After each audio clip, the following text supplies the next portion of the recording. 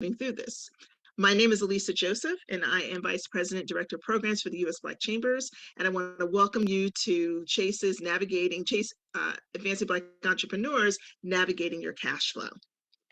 With us today, my trusty colleague and partner, Nicole Provost from Chase. She is a senior business consultant for Chase in the Bay Area, and has just been a wonder and a marvel in terms of the depth and breadth of information that she brings to this process and everything that she does. And so I'm excited to have her with us today, and I know that you're going to learn a lot from her. Just want to give you just a little bit of her background. She, as a senior business consultant for Chase for Business, covering Northern California, she's intentional on accelerating small business growth with a focus on minority, women, and veterans. Since joining the firm in 2010, Nicole has led a variety of roles, including marketing, finance, and corporate responsibility. She has also been a significant partner in implementing local initiatives, including Entrepreneurs of Color Fund, launching the Fellowship Initiative in Oakland, and expanding the firm's $75 million philanthropic commitment to the Bay Area. And so, Nicole, thank you so much for joining us today. Absolutely. Thank you for having me. I am excited to share all of the knowledge that I have with everyone. And I hope this is going to be a fruitful discussion and conversation today. Well, I know that it will because you're with us. And I know everyone here who's on the call are going to be great participants in here. We encourage you to share questions. We will stop in between to ask if you have a question. We will spend time answering those. So we expect this to be a really, really fruitful exchange today. So one of the things that's really important, the reason why we wanted to present the session in the way that we are is because the cash flow conversation is really critical in helping businesses understand how their company is making money, which is most important, how best to increase revenue and minimize expenses, and the way to a lender's heart when discussing a financing need, because we got to be able to speak their language. So Nicole, we're going to move through this presentation, the beginning part of it, and if you don't mind, I'm going to bring you in at a particular section, but I want to give people a background about the Chase Advancing Black Entrepreneurs program, and we'll get started, if that's okay with you. That's wonderful. Let's get started. Terrific. And so Advancing Black Entrepreneurs provides information, advice, tools, and resources to Black entrepreneurs, and we are part of a partnership of 3 other entities that include the National Urban League, Black Enterprise, and the National Minority Supplier Diversity Council. So we're excited to be partnering. This is about 18 months now that we've been delivering this program, and it just really gets better and better. And we're really excited to have senior business consultants like Nicole join us to be able to really help you understand Chase's focus, but really dig deep and give you the depth and breadth of information, as well as guidance to help you expand and grow your business. As we work through this, and we're going to move to the next slide, just to give you a really important focus is understanding, as we started out, that cash flow is the fuel that keeps your business running smoothly. Cash is king, as we always say. And if you don't have cash or understand how to keep track of it, how to monitor it, how to reduce expenses so that you have more, all of that at the end of the day increases your bottom line and increases your net profit. And so that's really what we're going to talk about today. Next slide. Your success depends on making sure your cash is there when you need it. And so as we talk through these tools and strategies today, it's really going to help you get a really good handle on any day of the week as to the position that you stand with the cash in your business. Next. So we want to do a quick little survey. We always try to get a baseline of where you are before we start this conversation.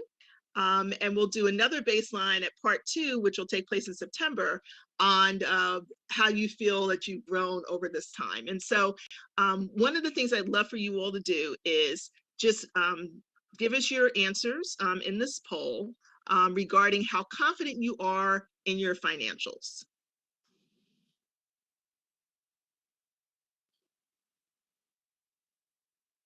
So feel free, I think we started the poll, so feel free to answer.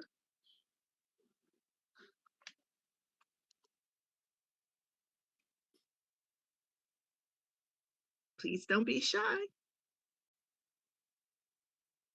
Please share, please share. And it's okay, even if you're at a 1, like, I think you're in the right place. If that's where you're at now, I think this is the right place to be, so we can really remove that barrier of information, just really that pathway to get you to a place where the cash is working for your business. So if you're at a Yeah. 1, please don't be shy to share it. That's okay too. And if you're at a 5, that's good also. Because you can share some insights as well. Yes. So we're going to give it another minute, and then we will move on.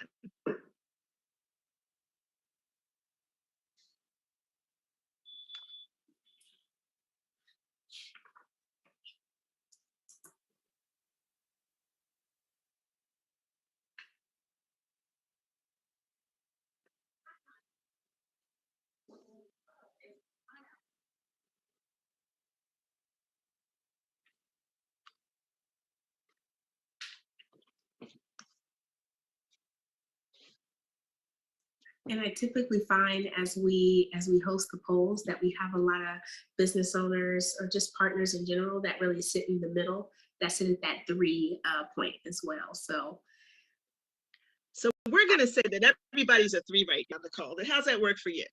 everybody's a 3. That's good. That means we Everybody's got a rooms to 3. go up. Absolutely. And so, oh, look at this. Okay, so we got some great results. Okay, so we've got folks that are very worried. We understand that we are still in a pandemonium, and so although things have really opened up, we all know how precarious the situation can be from day to day. So we definitely understand that. For those of you a little concerned, we're hoping that as we move through this, that concern will lessen and you'll be a lot more confident in what you're doing. Not sure, that's really a good place to be too, because sometimes we don't talk about concepts like this, or ways to be able to help businesses really understand, their cash position from time to time.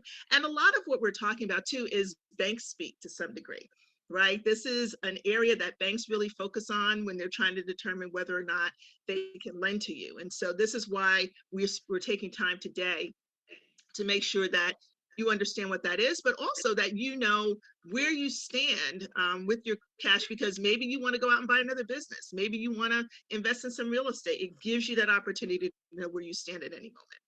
And optimistic. We love to hear that people are optimistic. So thank you so much for that. I think opportunity, as we talk through this, we're going to try to identify areas of opportunity for you as well that can help you increase your cash position. So thank you for that. We really appreciate it. And so as we move forward, here's what we're going to cover today. As I mentioned, we're really going to focus on 2 basic areas. The first is cash flow basics, and the second is maximizing cash in. So we're going to just take those 2 today. We're going to dig deep on those. We're going to do the other 2 in September, so we hope that you join us for that. All of that information, however, is in your participant workbook. And so we hope that you'll be able to join us, for part 2, but also follow along in this work. So let's get started.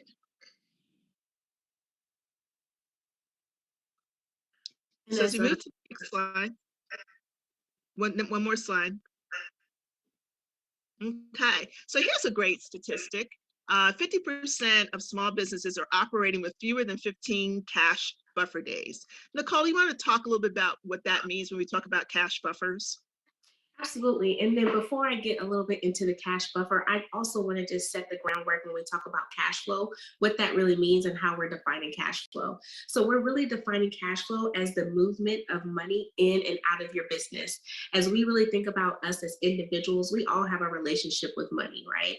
But what is your business's relationship to money as well? And we're talking about as soon as those dollars either hit your hand, hit your account when you make that first purchase, that first sale for your business. We are really looking at the continuum of cash from beginning to end. So when we talk about cash flow, it encompasses all of that, although today's session is going to be focused on really the inflows. So when we even go a step further, we think about the cash buffer. Really, cash buffer means if your business were to stop having any type of sales, any type of revenue coming in, how much cash do you have on hand to still sustain and pay all of your overhead costs without closing down the business? And so we see this really represented at 50%, meaning half businesses really have about 15 days of cash buffer. So that is not a huge buffer when you think about some of the things we've experienced really in the environment already through a pandemic. Having to pivot could take longer than 15 days in itself. So really that cash buffer is really, how long do you have? What does your security blanket look like when it comes to cash on hand to still operate if there was any unfortunate circumstances for the business?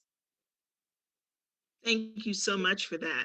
And so as we move to the next slide, really, Nicole, what you've really highlighted is this shelter from the storm concept, right?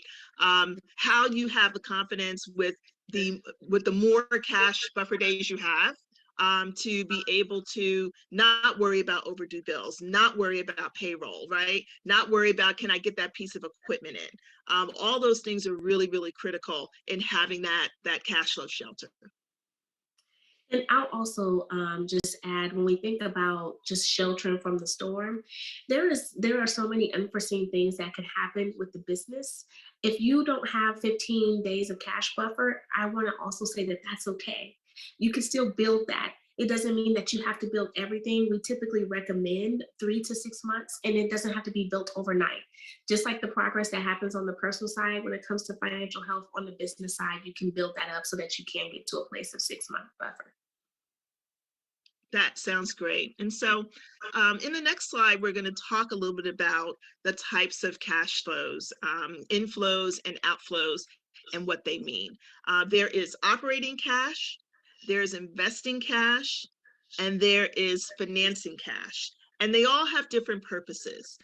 Nicole, do you want to just talk really briefly before we delve a little bit deeper into the cash inflows area and how it works?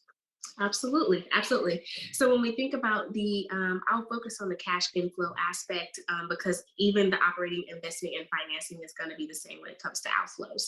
But when we think about the inflows, when we think about operating cash, that is really the sales that you're making from your business. I'll just use, a t-shirt business as an example. Once I make a sale, I charge, $10 for that t-shirt that comes into my account. So that's going to be a cash inflow from operation.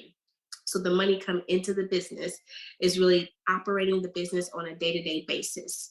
Some of the other components when you think about operating inflows could just be if you are getting any type of, let's just say, residual checks from royalties, as an example, or maybe you have some other type of activity that is going on with operating the business. So that's going to be coming into the business. When we think about investing, so let's just say, you're getting some residuals from some investments that you have, regardless of where you invest that. It can be from investment stocks, bonds, other type of investment activities that you're trying to reinvest into the business. So you may get some profit from that, and that will be an inflow into the business. So that's really where we see some of the investment activity. And then when we talk about inflows from financing, so that could be maybe you just got a loan. Maybe you just applied for that loan, and now that loan that you did get and you receive is actually hitting your account. That's going to be an inflow for the business. Maybe it is, in an equity, maybe it's in a grant, in debt, it doesn't matter. But the financing aspect is really the inflow that you're going to see from some type of financing for the business, which is going to be separate from operating versus investing. I think this is important, though, really to kind of understand the difference, because the operating is really going to be something that fluctuates. So you're going to see a lot of movement when it comes to operating, whether you have a seasonal business, Maybe you're going to have some high inflows during certain parts of the year versus low during other parts. But the financing, you'll probably see big income, big amounts incoming, and then maybe nothing for a little while when it comes to financing as well. So there's going to be a different, I would say, seasonality when it comes to the different inflows of operating, investing, and financing. And Nicole, thank you so much for keeping it in layperson's terms, because Yes, I'm trying. this can this can get pretty heady. If you all don't know, bankers do speak in bank speak, and we use a lot of acronyms and things like that. So I really do appreciate you breaking it Yes. down. When we start to talk about this, and we're going to delve into, we're going to have you ask some questions before we really delve a little bit deeper into this. But there, as you look at these three different types, all of this is ways that money flows into your business, right, at the end of the day, and they just come from different sources. A lot of times, we've always talked about this concept of additional revenue, right? This sort of idea of some might be passive and some might be a little bit more active than others, and this concept is sort of working in the same way. Mhm, mhm. So let's move forward. I want to take questions first. We're going to talk about this business tool. So we're going to keep this on the screen for a little bit, because we're going to spend a little bit time on that. But I want to, before we move forward, want to make sure that where we are right now, that you all have an understanding of these initial concepts before we delve any deeper. And we're here to take any questions that you have. So if you want to put them in the chat, the team will share them with us, and we will do our best to answer them.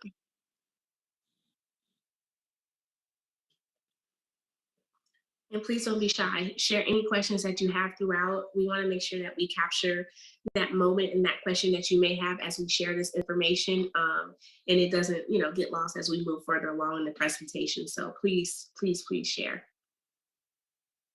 And we've talked about a lot right now, so I want to take this time to really slow it down and give you all an opportunity to ask a question in Q&A. And as we are kind of formulating those questions for our business, I would also say just think about those different activities when it comes to the cash inflow. Are you seeing a lot of operating inflow when it comes to your business? What does that look like right now for you? Have you seen a lot of changes, over the course of the last 2 years, if you have your business longer than 2 years established? If it comes to the financing activities, have you seen a lot of changes in that area? Do you feel like you're lacking in that area? Do you have questions on what you can do to really strengthen some of those particular areas of the business? But I would definitely say you're going to see a lot more in the operating activities. That's where all the magic happens on the day-to-day in and outs of the business. Absolutely. And that's really where I think we're going to focus a lot of our time today, as we look at this tool. So we're not going to open the tool just yet. What we are going to do is go through just a couple of concepts. And then what we would like to do is open the tool so you can sort of see it firsthand. I think, Nicole, you wanted people to sort of play along, right? How do you want them to do that? Yes, absolutely. So we want to make sure that we're going to open up the tool in a couple of minutes. We want to make sure that you also, if you can, open up the tool on your end. So if you're on your phone, your cell phone, your laptop, your iPad, wherever you are, we're going to open up this tool and we're going to actually walk through a live example. The first thing that comes to mind for me is a marketing business because she had some cash flow challenges. So we're going to really center our example around that type of business. But I also want you to go along with this. So as we put in some of the operating activities, the inflows, as we talk through that, I want you to really think about your actual business and what's occurring with you at this moment and input that information into the tool.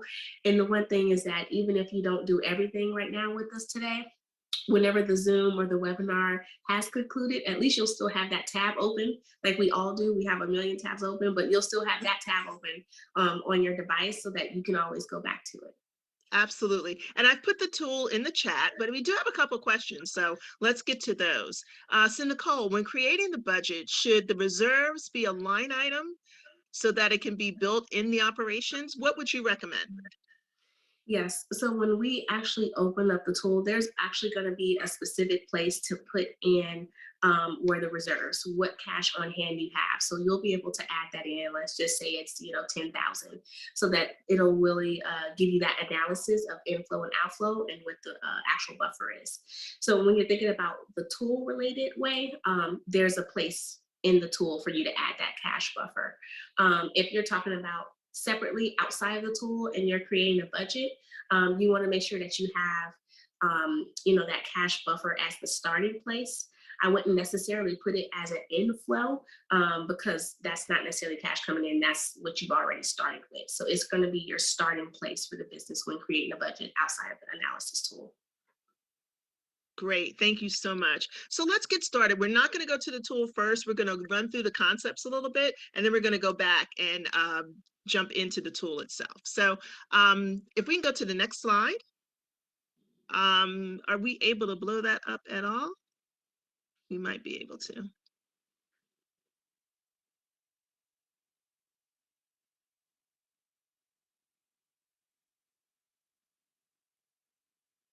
And so what you're looking at right now is really a chart that helps you track what your inflows were for the past year, right? So we're going to take this opportunity to think about, what did your business do last year?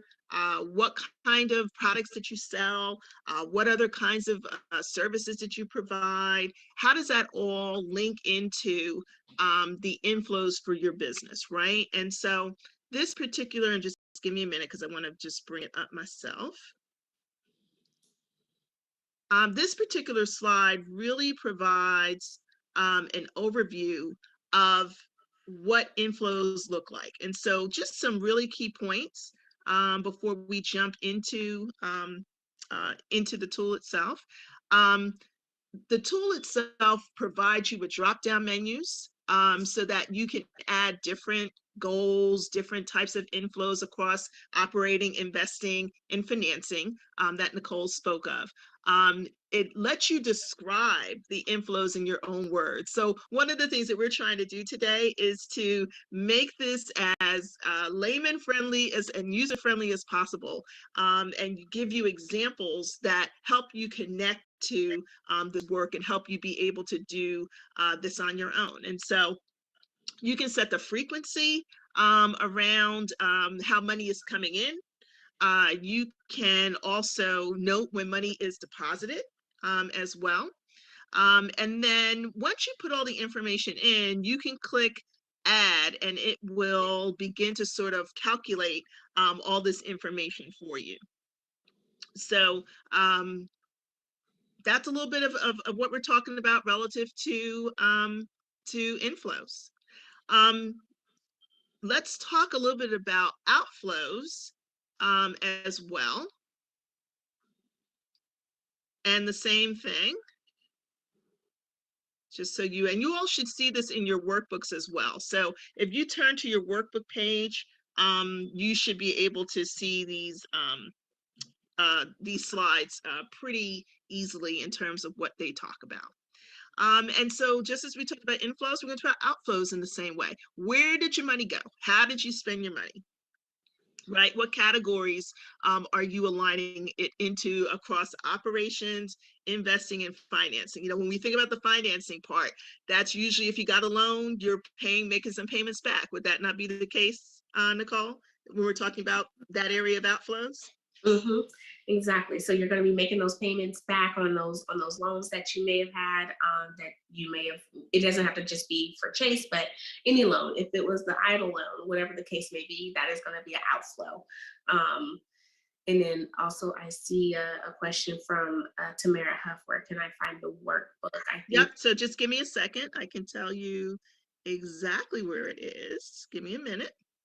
And why? So if you go to page 12, I'm sorry, not page 12, page, one second. Starting on page, it's 14 of my book, so it's going to be, in your book, it's going to be, just a second. And I had them listed, and I put it down. I'm gonna let Nicole keep talking. I'm just gonna bring it up real quick, and Perfect. I'll give you those notes, guys. Go ahead, Yep. Nicole. And that perfect, perfect. I was going to also mention, as we're talking about the inflows and outflows, one thing that I also recommend as we get into when we do open the tool is making sure that when you think about the inflows, this is actual funds typically that is going to be received in 30 days or less. So if you have a lot of accounts receivables where the payment that you're going to receive is a little far out, like make sure you document that down as accounts receivables so that you can really look at the trends that is happening for your business, because you haven't yet collected on those funds. And if you have I would say a large buildup of accounts receivables, and then you may have to think about changing some of your payment terms with your partners, your suppliers, your clients, and so forth. So really just differentiate that, those differences so that you can actually see the trends and you're not just looking at a lot of bulk information in big lump sums. You want to be able to differentiate the activities out. That allows you to really move forward and make an actual decision on the business and how to pivot when it comes to cash flow. Absolutely. So page 6 of your workbook shows you these two charts that we're talking about. And just so you all know, I'm navigating between your workbook and our participant guide as well, our facilitators guide as well. But so if you look at those, page 6, you will see a chart that talks specifically about your inflows, a chart that talks about your outflows, and on page 7, it shows you a summary. So what it does is, and that's what we're going to show you in this demonstration, what it does is it takes that input that you have and it basically calculates total inflows, total outflows. It does a graph for you. It does a pie chart for you. It really gives you a great sense of how your business as well as your cash is positioned to help you move forward.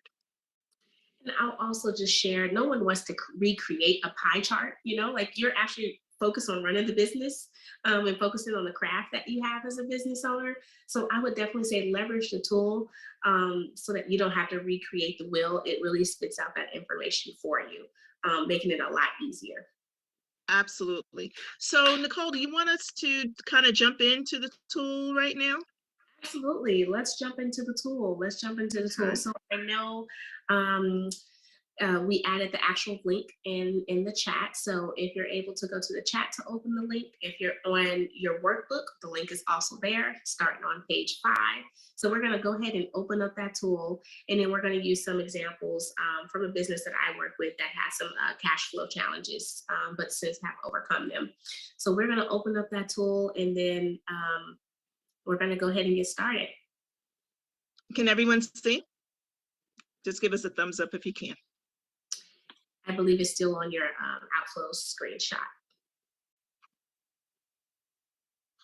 Hold on 1 minute.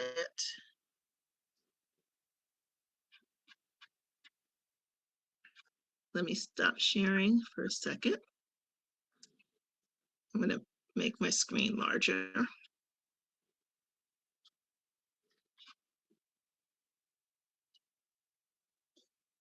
Can we see it now? Yes, we can.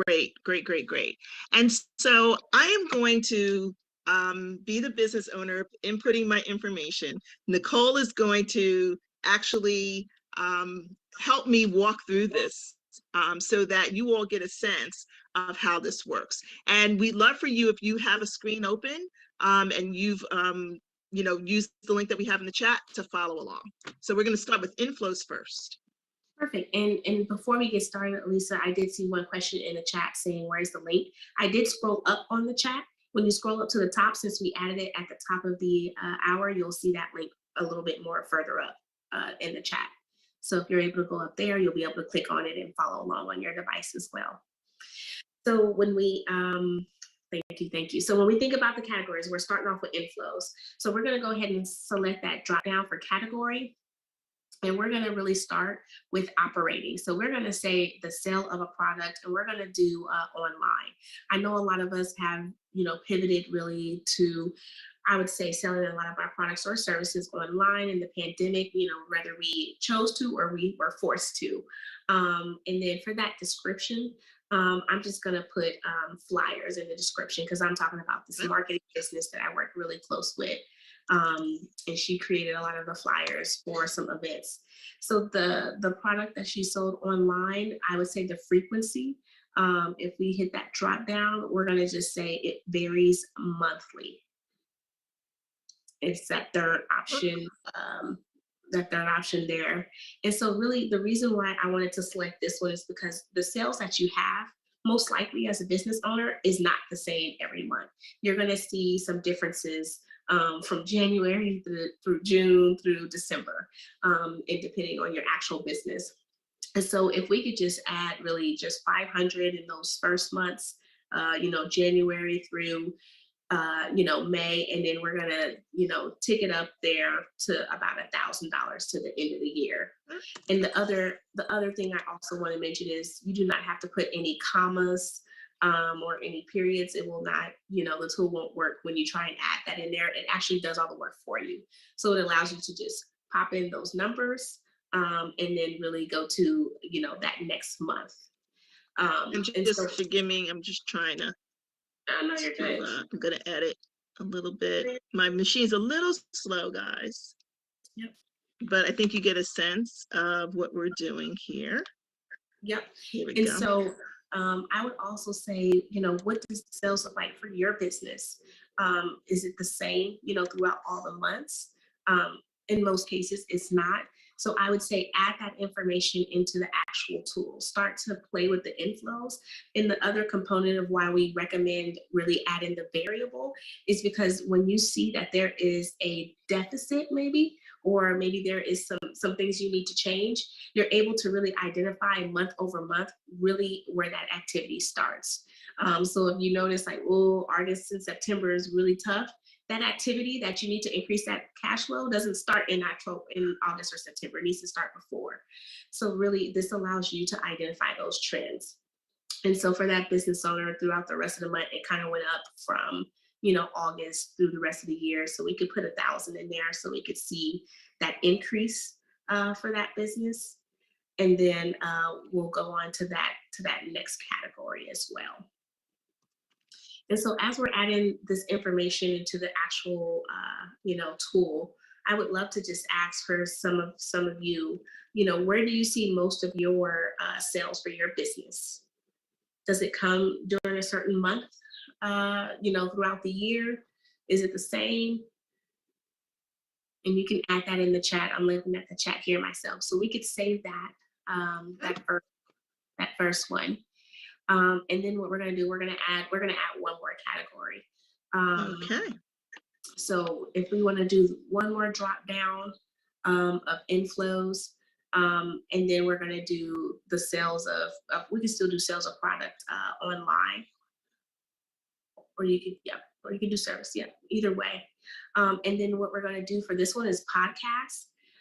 So this, sales and marketing firm, there is some variable ones, but then they also have something that is, pretty consistent because it's a podcast. So the podcast happened, on a monthly basis throughout all months. So it's going to be fixed. And then we're going to just do the podcast revenue as $300. And then I see Ida who added in the chat. Thank you, Ida. It's seasonal. So that's the importance of making sure that you add some of the variable. If it is seasonal, you're really able to see if you have that cash buffer, for your inflows and your outflows. All right, so we'll stop there. We'll just do that. So any questions on just adding some of the inflows into the tool? So like we kind of shared, it gives you a lot of options. You can do the frequency, monthly, fixed, variable. It could be annual. If you have a business where you actually have contracts and that contract is set for the next year, you want to add that information in there. But I would just say add all of your operating activities when it comes to the inflow of your business in this tool. If you leave something out, then you could be making a decision based on the wrong information. So add everything that you do know and that you do have, really to put the control in your hands as a business owner. We're going to move a little bit forward. I'm going to show you just continue to outflows. You would do the same thing. that we Same. just did with the inflows. And then I'm going to see if there's an example in here that kind of gives you a sense of how all of this looks at the end of the day. And then you all saw the, in your workbook, you saw sort of the outcome of what all that would look like. So just wanted to give you all a sense of that.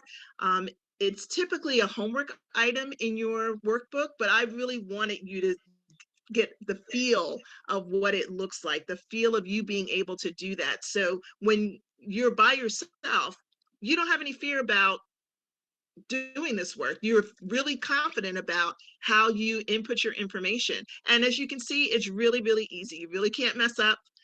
You just kind of put stuff in, and you can continue to change it to all different kinds of scenarios. Absolutely, absolutely. I don't know if we're able to just go forward, Elisa, just so that we can show them there's a place for them to add their cash buffer as well. If you want to just continue to compare, that's okay. Sure. And then right there is perfect. So there's if you scroll back to the top a little bit, there's a little section there that says, what is the amount of cash on hand that you have to start with at the beginning of the year? So we want to make sure that you also add that number in there, because that's going to give you that comparative data on that chart. So and what number do we want to add, Nicole? Yeah. So we can add 10,000 in there. So that's Okay. what yes. So 10,000. So we didn't add the outflows because we're going to go over that during another session, but we wanted to just make sure that you have some of those important components. Make sure you add those inflows.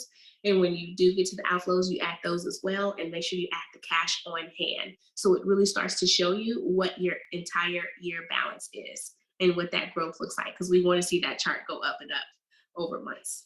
And if you notice, when I put this number in, we were here initially. And as soon as I put the number in, this whole bar raised up. So again, it does everything in real time for you, so you can get a sense of how it works. And then the last thing I like to add is typically, what is the cadence when you're like, oh, okay, like this is a lot, adding the inflows, possibly adding the outflows and the buffer. We really recommend doing this maybe on a monthly basis. So really utilizing this tool consistently really allows you to make those adjustments that you see month over month. And you're coming back and you're really using that data to hold yourself accountable as a business owner. How has it changed from the last time that you inputted? Were there different things that pivoted with your business? And you may not always have time to stop and reflect, but this gives you the space to actually do that when you see the numbers on the chart. All right. Thank you, Nicole, for that. We're going to move on to our next section. And we can go back to the PowerPoint.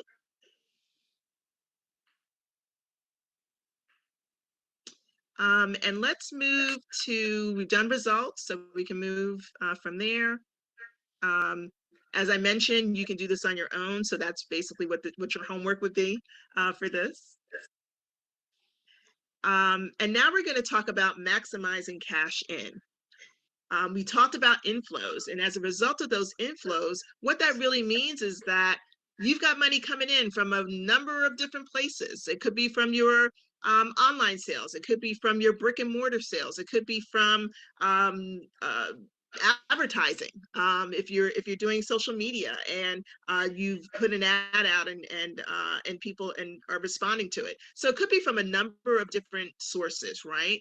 And so let's talk a little bit about maximizing cash in, because there are 4 ways to identify and make the most of your business opportunities. And really what that means is it's really about customer segmentation at the end of the day.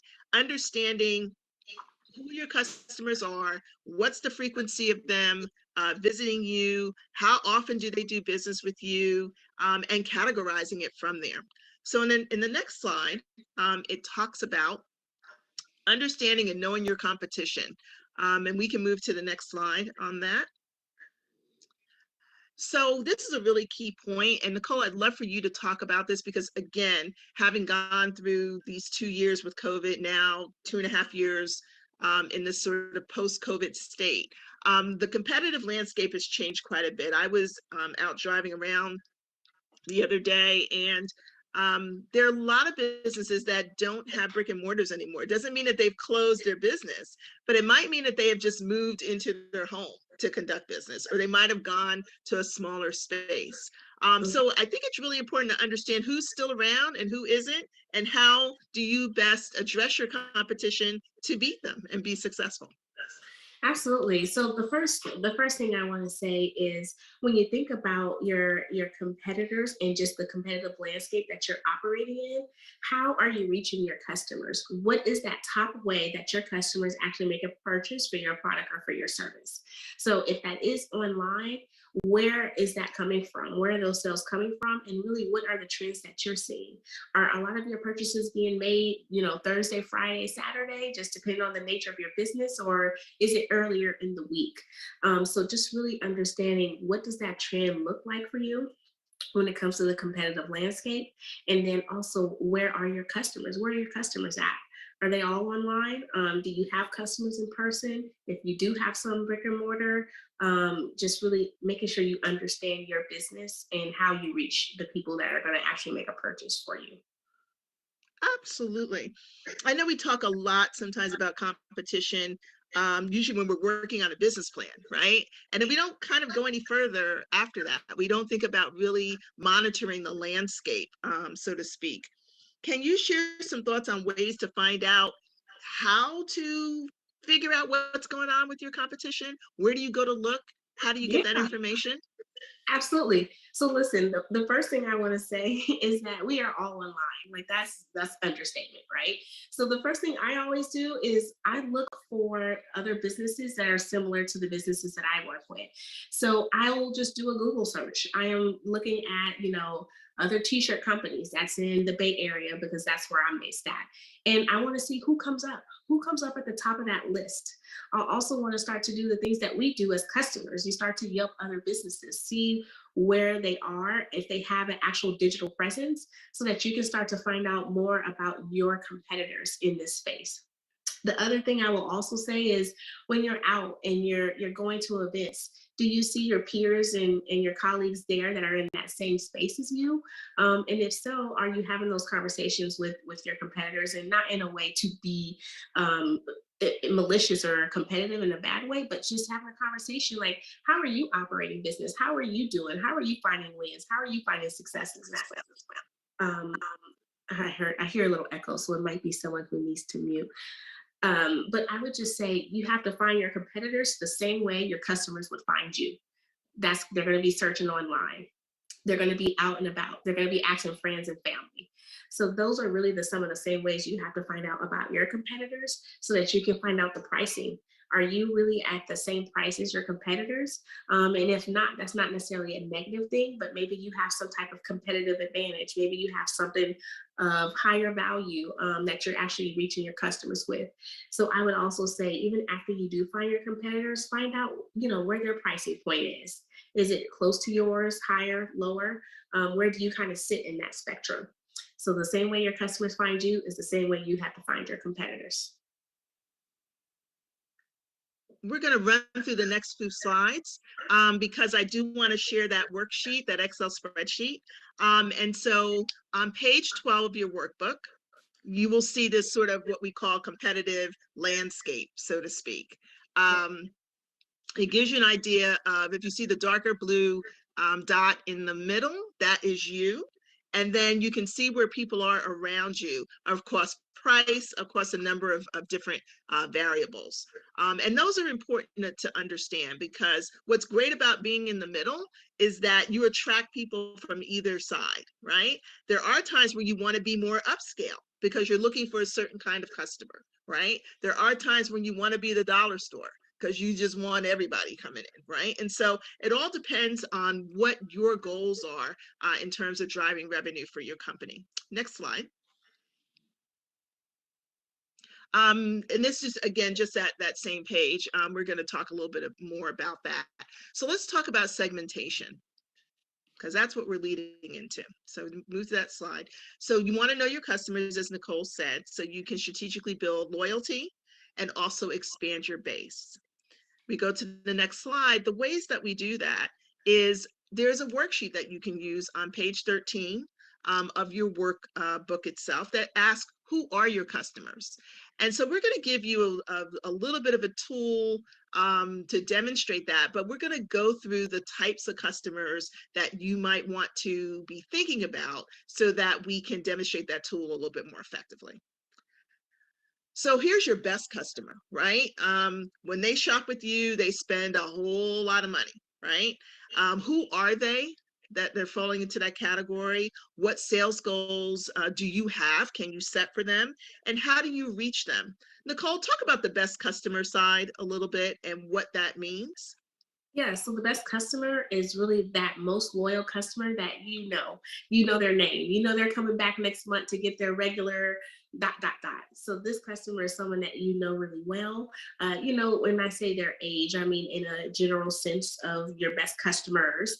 You know the demographics of the people that you are appealing to, and you're able to really stay connected to those customers. You're able to keep them a part of your business, and as you grow and as you change, those customers stay with you. So I want to say this is really your base. This is your core base, and this is where most of your revenue is generated from. So Nicole, if we go back to that inflows chart that we just looked at, Yeah. would you be forecasting those folks? What buckets would you be forecasting the best customer in?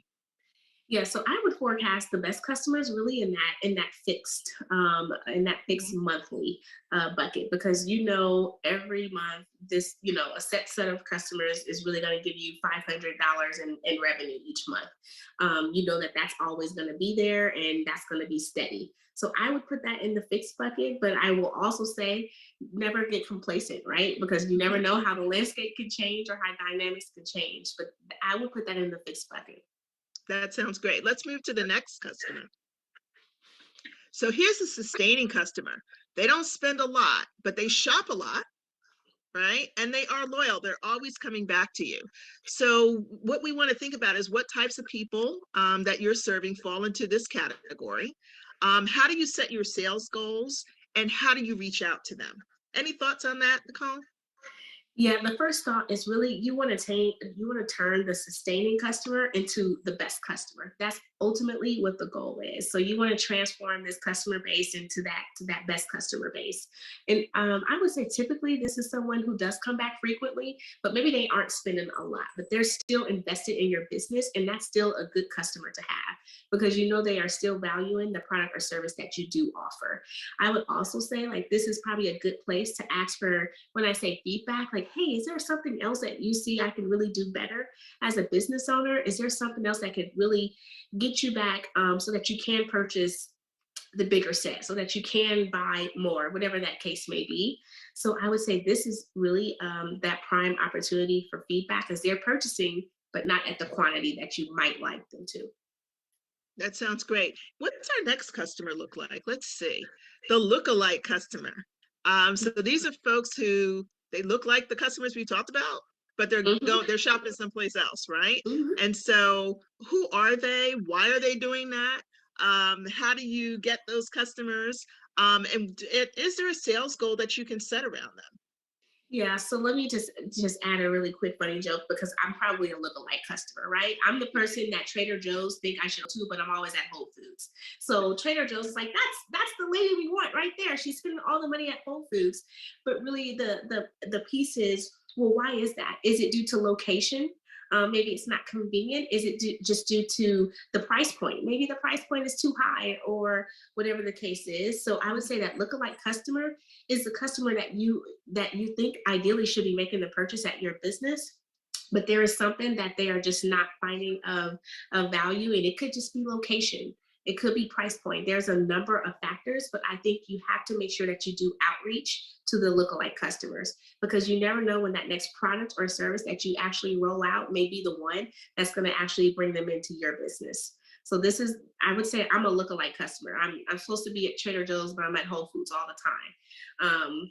But that's just an analysis to give you, Right. from. And does convenience and flexibility sort of fall into this category in particular when trying to woo these kinds of customers? Absolutely. Convenience, flexibility, pricing, all of those components. It can even just be just knowledge as well. Like, do they know that you exist as a business and that you have some of the, products that they're looking for? Have you been able to reach them? What does your outreach look like? Have you did any type of, email campaigns so that these customers that typically are spending, at Whole Foods could come to your actual business? All right, and we have a final customer who's the aspirational customer. So this is the one that you know is going to take your business to the next level. Again, types of people fall into this category, goals, and how do you reach out to them? These are the areas where we're looking for sort of that big win. It could be a big contract, right? It could be an opportunity to connect or merge with someone else that's reaching that customer, and you get the benefit of it. What's your thoughts about this particular customer, and what should the thought process be to get to that next level? Yeah, so the aspirational customer is really the one that you're setting a goal or strategy around because it's not something that you're able to meet with them in the marketplace at this moment. So this may be, a customer down the line that you're looking to obtain. So I would say really is this is going to be more focused internally on the business and the product and service that you have. And do you think it's going to really appeal to that aspirational customer down the line? So you may not be able to reach them at this moment, but really I typically see the aspirational customer move, up the spectrum when there is a new product or a new service that rolls out. All of a sudden that customer is now interested in your business. So I would say you really have to be strong around your strategy and your focus. And that's how you're going to really reach that aspirational customer over time. That sounds great. Let's go to the next slide. Just want to see exactly where we are. So in the chat, this is where I thought we were going to be. I want you to do two things. The first is whatever insights you discovered, let's share those. And if you have a question, put that in the chat as well. We want to continue to answer your questions as we move through this. We are getting to the end of the webinar, which is great. But we want to also share a tool with you as well.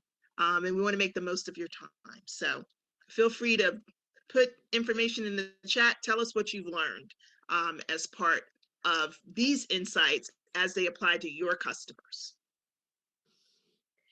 And as you're adding those answers into the chat, I just want to say the ultimate goal is really to move that aspirational customer, to that lookalike customer to the sustaining, and the sustaining to the best. Ultimately, you want to move all of your customers along the spectrum to where you have a larger base of best customers. That's going to increase significantly your cash inflow because you're going to be increasing your sales. Sorry, I just had to add that quick note in there. Absolutely. And while we're doing that, I do want to see if I can pull up this tool. So just give me a minute. I think this is it.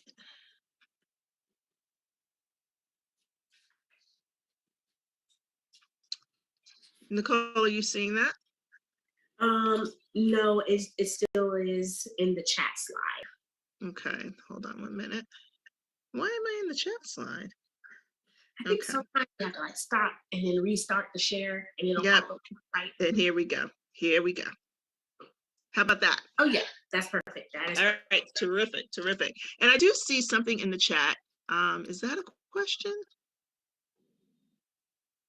Oh, it's a statement though. I like it. Importance of carefully following cash inflow and output monthly. That is definitely a learning to take away from this. We appreciate that insight because that really, if you got that part, you are getting exactly where we're going with this work. So thank you for that.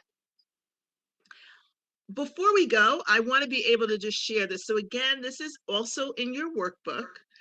It is an exercise, so you can use that link. Let me see. And the link actually turns into this spreadsheet. So I'm going to drop in the chat the link. And while Elisa is dropping that chat in the link, I did see one other comment from Jamie. I learned the difference in identifying my customers, which is really helpful to further my business. Thank you so much, Jamie, for the comment. I appreciate it.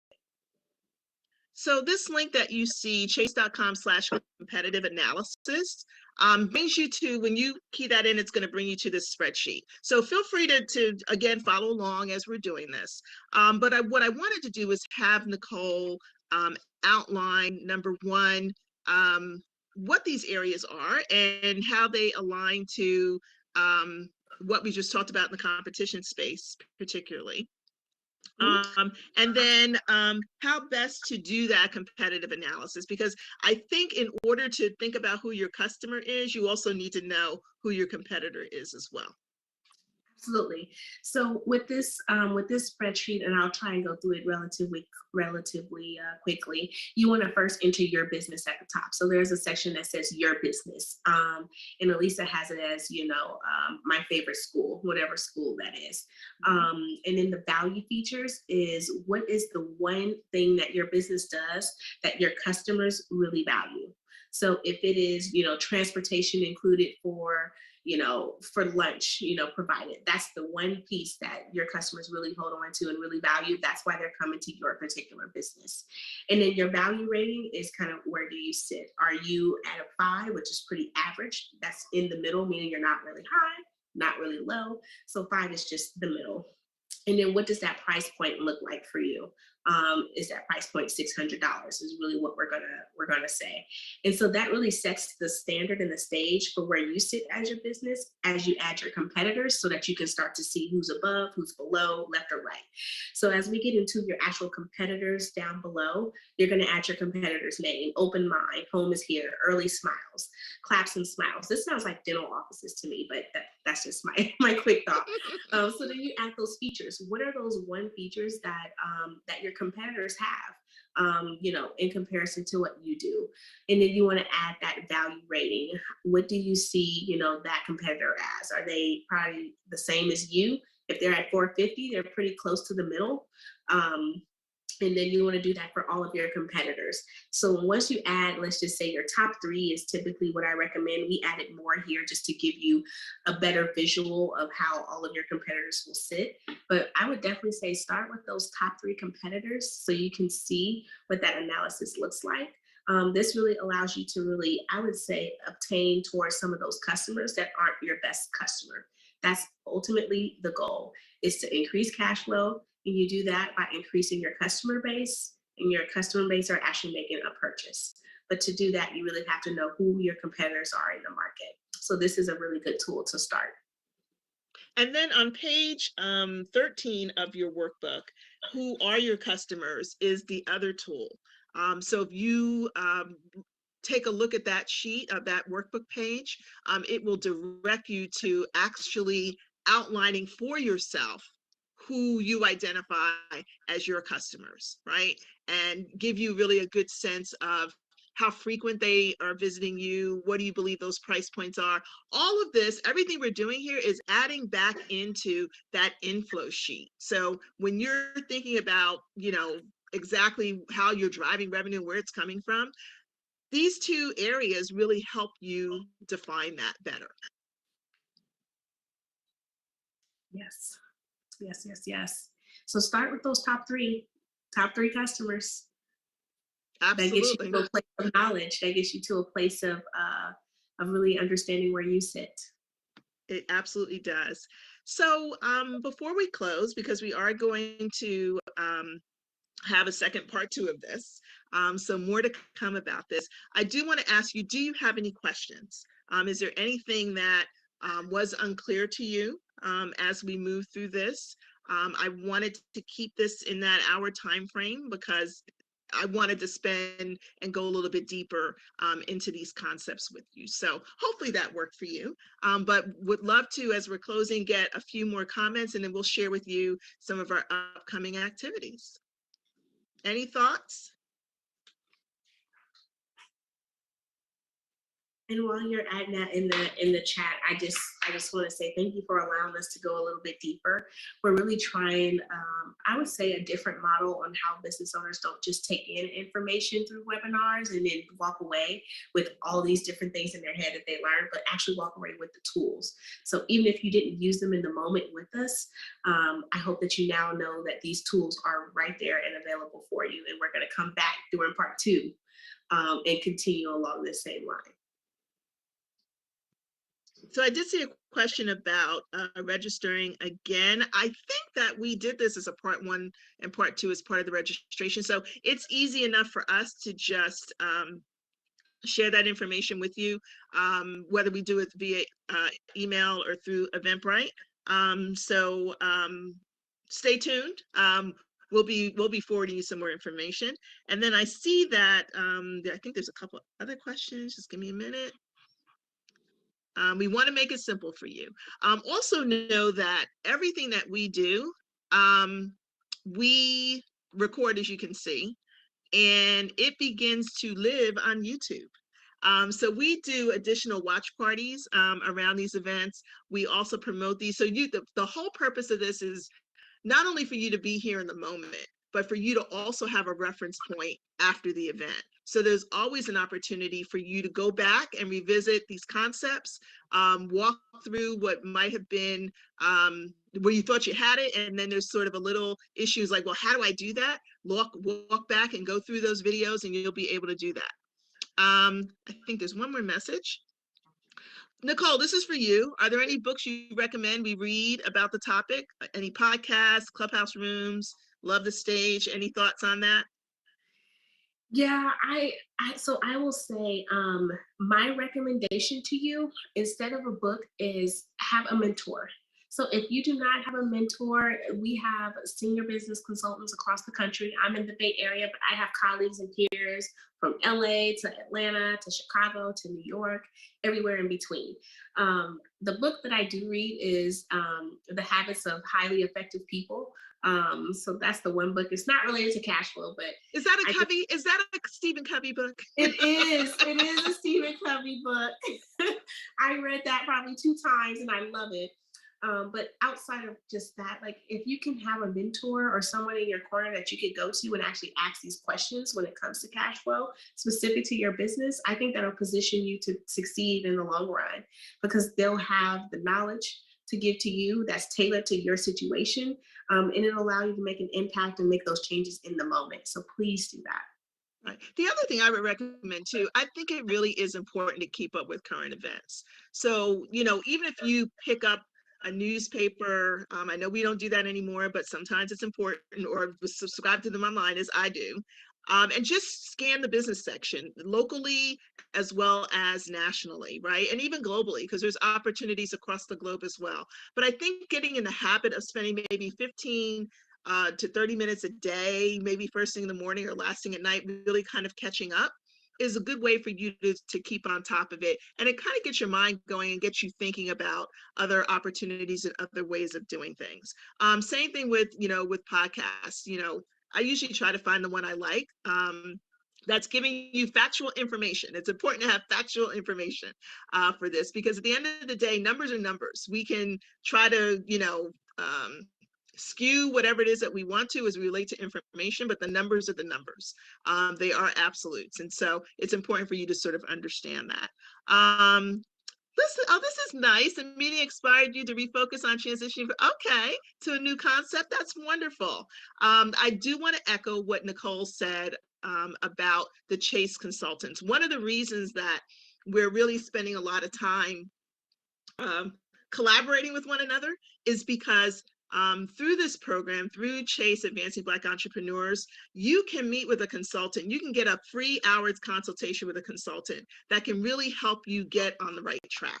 And all of these questions that you might not want to ask in a forum like this, you can ask them individually. And so we'll we always send out a follow-up email to this work. We will include that link. We encourage you to please sign up. It is free. There's no obligation. You don't have to be a customer, none of those things. But we have business consultants like Nicole, who it is their life's work to make sure that you get the kind of information you need to make the kinds of steps and moves that you that are going to really help you be successful. So please, please, please use those resources. A couple of things before we go. Thank you for attending. Thank you, Nicole. As always, I appreciate you taking time with us today and working through these concepts, which can be a little difficult, but we've tried to make them as simple as possible. And that's what we want. We want you to understand how simple we can make it. We don't have to overthink it. We can just use these tools. You don't have to go find anything. Use what we're giving you, and it'll help you tremendously in what you're doing. Finally, please visit usblackchambers.org/webinars for our latest webinars coming up. For those of you who've registered for this event, we will put it back out, but we will keep you in the loop and reminding you that September 27th is the next day that we're going to do this webinar, which will be part 2. And it'll be really exciting as well. We have our Buy Black conference coming up. So if you go to byblackcon.com, that's the Buy Black Conference, but CON.com. Please join us in October. We would love to see you at National Harbor. And we also have a directory called Buy Black. And so it costs you nothing to register your business in Buy Black so that more companies, businesses, consumers can see you. As well as becoming certified. We are the only entity that offers a certification for Black-owned business solely, not a minority certification, but a Black-owned certification. And we have a lot of corporate partners who are joining us in that effort. So with that, I just want to say thank you again, and we will see you soon. Thank you, everyone. Have a wonderful week.